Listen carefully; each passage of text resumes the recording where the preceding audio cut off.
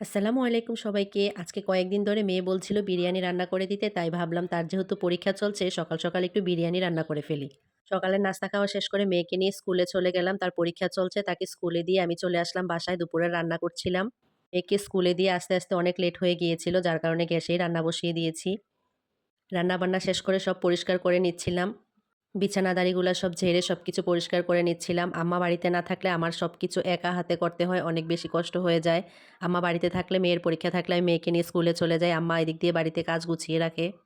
কি আর করার, কিছুই করার নেই। যেহেতু একাই সবকিছু করতে হবে, তাই আস্তে, আস্তে সবকিছু শেষ করে নিচ্ছিলাম।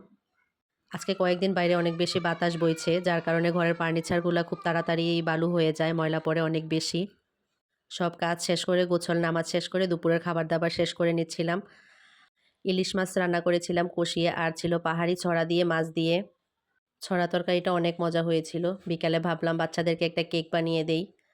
আগে ডিমের কুসুমগুলা আলাদা করে নিয়ে সাদা অংশটা আমি ব্লেন্ড করে নিয়েছিলাম চিনিটা গলার আগ পর্যন্ত। একটু ফুমি হয়ে গেলেই তারপর আমি ডিমের কুসুমগুলা এড করে দিয়েছিলাম। আজকে কয়েকদিন ধরে আমার মোবাইলটা অনেক বেশি ডিস্টার্ব করছে, যার কারণে আমি সবগুলা ক্লিপ নিতে পারিনি। কেক ডেকোরেশনের ক্লিপটাও নিতে পারিনি। গরুর দুধ দিয়ে আমি একটা ক্রিম বানিয়েছিলাম। সেই ক্রিমটা আর সুগার সিরাম দিয়ে আমি কেকটা ডেকোরেশন করেছি। উপরে দিয়ে দিয়েছিলাম, বাসায় বাচ্চাদের মাফিন কেক ছিল, সেই মাফিন কেকগুলা গুঁড়া করে দিয়েছিলাম। কেকটা মাশাআল্লাহ খেতে অনেক বেশি মজা ছিল। আমার মেয়েরা অনেক বেশি পছন্দ করেছে। আজকে এ পর্যন্তই। কেমন হয়েছে ভিডিওটা জানাবেন সবাই। ভালো থাকবেন। আল্লাহ হাফেজ।